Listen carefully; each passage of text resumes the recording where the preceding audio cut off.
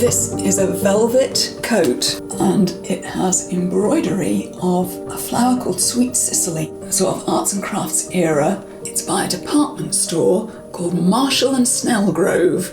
So I can imagine just swishing around the house in this. I just love it.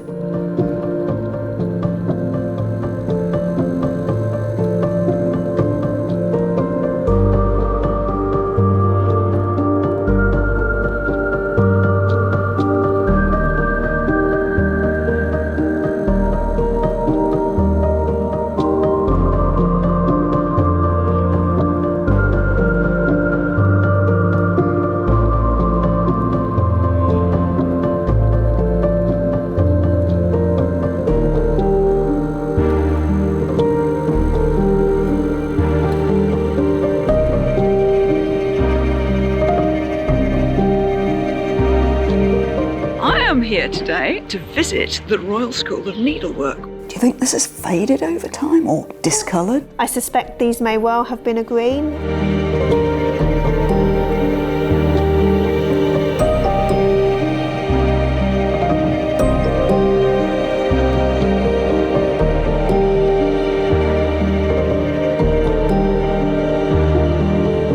So I am going on the road with my trusty embroidery frame and a big piece of velvet.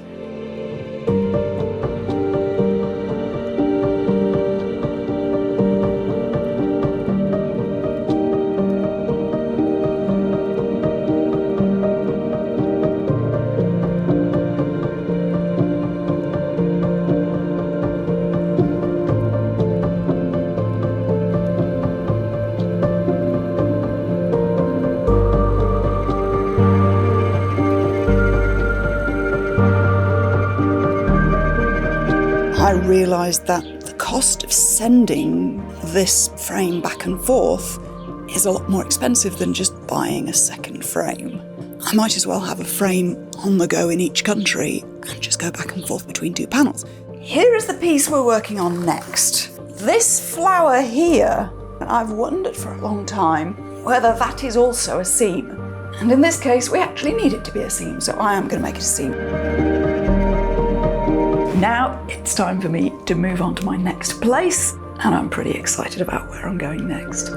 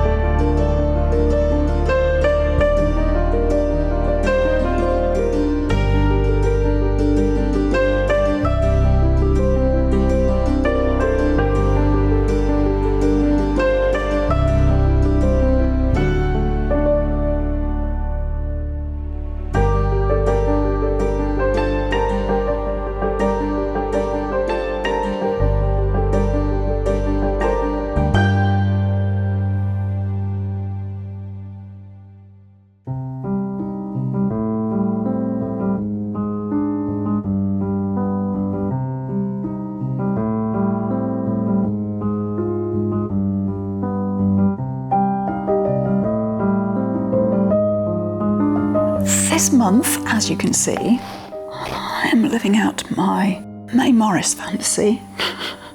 So, May Morris was an embroiderer. She was the daughter of William Morris, the arts and crafts thought leader, shall we say. And she was a very accomplished artist in her own right, but rather overshadowed by her father. I have often dreamed I would love to sit at a great big embroidery frame all day, and while my life does not exactly allow me to embroider all day, I can at least do that a little bit here. So I am in a very unusual Airbnb. This is a literal church, and in fact, this stained glass window behind me, this is the east end of the church. The whole east end of the church is an Airbnb, so the altar would have been back here where the bed is, which is a weird feeling, and above me the stained glass window was in fact made by Morris & Co. in the 1930s. So I've been thinking a lot about being an artist, and what it means to be an artist, and whether I can legitimately call myself an artist. Can any of us call ourselves artists? I said it the other day in the middle of a Zoom call. You know, I'm Kathy, and I guess I'm an artist, because I think of myself as a historical dressmaker, but I work on one project for years at a time, and a lot of it is embroidery. So am I really a dressmaker or more of an embroiderer at this point? Although my embroidery is very amateur. You know, sometimes you just observe yourself, and I just heard myself say, well, I guess I'm an artist. And then I kind of apologised for being pretentious. And afterwards I was thinking about this and thinking, is it pretentious to call myself an artist? Because I really believe inside me, I believe that all of us are artists, that life is a work of art, and we're all creating the masterpiece of our lives. And surely then I get to call myself an artist if I want to, even if I'm not taking commissions or selling the things that I make. And I think we do get to claim that, although it feels like such a big deal. You know, I have a friend called Julie Duffy who runs workshops and coaches writers. And one of the first things she does with her writers is she asks them to have the courage to change their email signature to say writer. And this is a huge deal. If you write, you can say, you know, well, I write some stuff. I know you can use the verb, but it's very difficult for people to say, I am a writer. So I think it's the same thing with artists. You know, we do art, we make art, but do we really dare call ourselves artists? It's kind of a big thought to think of yourself as an artist. So I would love to know in the comments below, tell me whether you would think of yourself as an artist because you create things. Why not? You know, whether you're paid for it or not, whether you're good or not, which is a whole other conversation, why not call yourself an artist? Or do you call yourself something else? Tell me what you call yourself as a creative person. Is it maker, crafter, you know, dressmaker, costumer? I'm really interested to know what we call ourselves. So if you're following along with the embroidery technique, this is fly stitch, which I'm getting rather good at now, if I say so myself. If you're following along and you want to find instructions, I recommend the Royal School of Needlework Stitch Bank, which contains every possible embroidery stitch you could want with instructions and a complete how-to, and it's free to access. So that is an incredible archive of historical and modern embroidery stitches, and it's updated all the time as they discover new ones. So that's a fun resource. And we have a fun resource for you too. Foundations Revealed. This month our free class is going to be about fitting, specifically for plus sizes. I mean plus sizes, whatever that means, plus what. So if you are a person of size, we have a free class just for you. So that free class is going to be September the 28th, and you can opt in at the link up here or in the link in the description below, and we will be there to support you and answer your questions about fitting for plus sizes. As for how the embroidery is going, this is all actually lies because, as a general rule, I have my glasses on. And this is actually all completely fake because I am stitching, but I can't see what I'm doing. So that's why you see me doing this. So I'm making stitches here as I talk to you, but who knows whether I'll have to unpick them in 10 minutes time off camera. So the leaves are going well. So I came here this month with the 2 pieces of the frame with the cotton on. So I have attached the velvet, I've marked out this piece. I'm doing most of the leaves. I'm just doing all of the leaves first this time and seeing whether that goes faster because I'm doing one thing at a time and doing one task. So I'm not switching back and forth. So it is, I believe, going faster. While on the previous piece I made, I arrived in America with the frame arriving with the cotton attached. It took me actually about 3 months to get as far as I have in this month. So I've done quite a bit of the embroidery on this piece. So I think I'm going significantly faster now. And we will see whether I'm just doing all my favourite bits first, because I actually quite enjoy doing the leaves. But as I was saying, last month I needed to come up with just routines around this. So as I start to get really familiar with the stitches and familiar with the work, I start to come up with ways to make it faster, like doing all the leaves first. So you'll see, hopefully by the end of recording this, all the leaves will be on here. I just have this section to do at the bottom. And I mean, this is a smaller piece. It's only about just over half the size of the frame, so I'm cheating a little bit, but I feel like I'm moving faster, which is a very big change and very comforting to actually feel like I'm getting somewhere.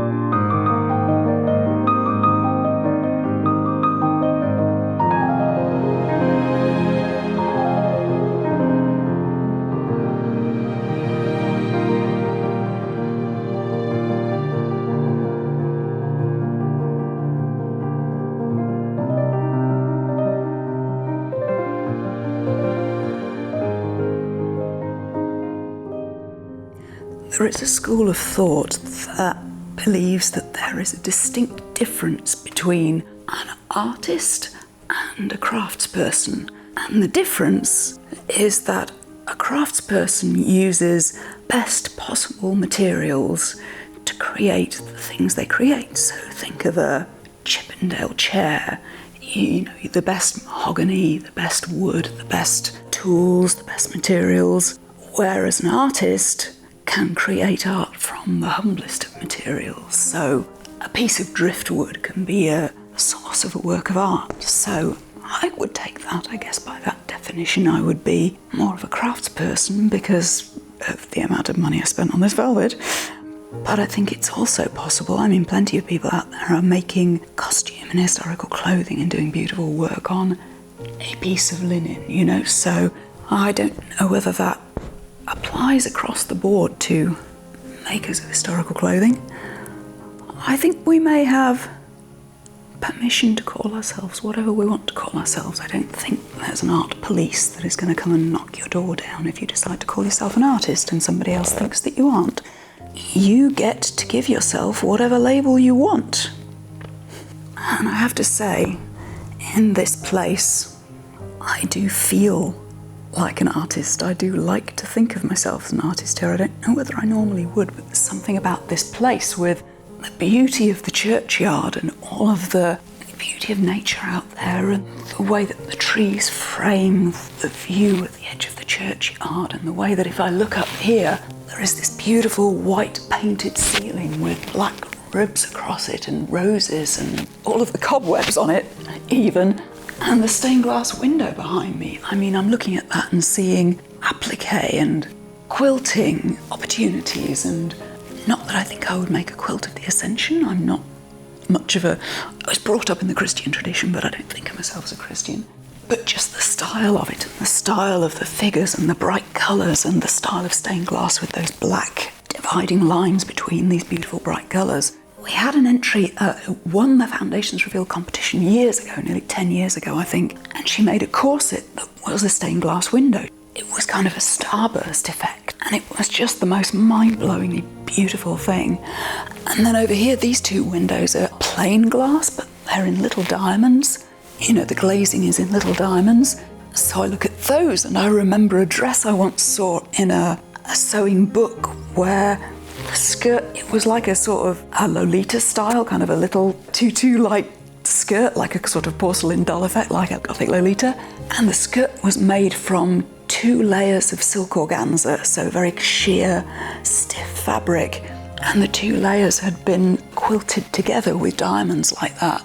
And I remember looking at that and thinking it was a missed opportunity to put, like, what if you could put lavender in the little pockets and make it a dress that doesn't just look and feel nice, but it smells nice too. I mean, you couldn't wash it, but, you know, what about lavender in our dresses? So, I mean, I get artistically inspired here in a beautiful place, in a very artistically, you know, very aesthetic surroundings. You get all sorts of ideas, so I feel artistic in that way. So, I don't know, I mean, what is an artist? Does anybody get to tell me that I'm not?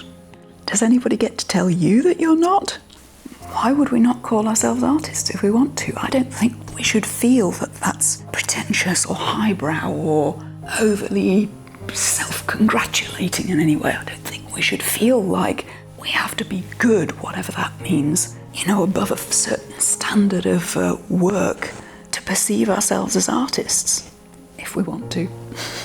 So I invite you to claim that title if you wish.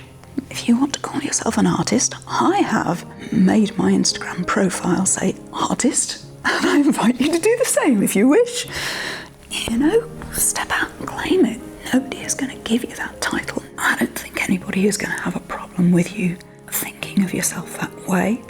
And if it helps you, the advantage of it is it's not just a way of showing off, it's a way of thinking of yourself. To think of yourself as an artist means that it's not just something you tell other people, it's something that you claim and own, and it's a way of life then. I mean, how would you expect your life to be if you are and think of yourself as an artist? It doesn't have to be a full-time job kind of thing. You know, think about it. You know, the greatest physicist we ever knew, you know, think of Einstein. He wasn't a full-time physicist, he was a clerk in a patent office, you know, by day. And it's said that he took that job so that he had time to think about the things he really wanted to. So there's no rule saying you have to be a pro in order to think of yourself as an artist, I don't think. If you make art, I say own it.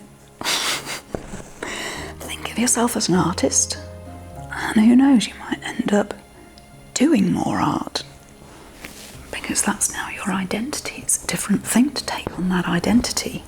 So I invite you, put it in your profile, put it in your email signature, tell somebody you're an artist, tell yourself you're an artist, and I wonder whether anything will change in how much you do the thing, how often you do the thing, how much you show up for yourself and your creative arts that give you joy. Our free class this month is going to be the art of plus size fitting. Join us on Thursday, September the 28th, and the Foundations Revealed mentors and I will show you how you can build a beautifully fitted dream wardrobe, no matter your body size or shape. If you've ever felt unsure what would look and feel good on you, or how to achieve it on your body, if you're exasperated by the time and math required to even get to the mock-up stage, or just hopeless about fitting because your size fluctuates widely anyway, if you're super clear on the look you want to create, but the whole fitting process just terrifies you because most patterns are designed for a body size and shape that's very different from yours, if you're stuck in a cycle of making clothes that will do but never being truly happy with the fit, and you wish you had a structured approach to fitting that you can come back to over and over again so that you can spend less time struggling with mock-ups and more time sewing and wearing the fabulous results, then if that's you, I invite you to join the Foundations Revealed Mentors Night in this inspiring free workshop. It will be taking place live on Thursday, September the 28th at 4 p.m. Eastern. And yes, there will be a recording available if you can't make it live. If you're not already a Foundations Revealed paid member, you can sign up for that class up here or at the link in the description below, and there'll also be a link at the end of this video. If you are already a Foundations Revealed member, you don't need to do anything, just look out for the link in your regular emails from us. Fitting your clothes well, no matter your size or shape, is a subject very close to our hearts at Foundations Revealed. The mentors have a lot of experience in this area, including personal experience for some of them. And let me tell you, they are absolutely chomping at the bit to be let loose on this subject. They have a lot to say on this subject, so it's going to be a very inclusive space for us to really look honestly at this subject in a much more empowering way than you might be used to. So while you sign up for that class, I will pack up and move on to my next place. It's time to go.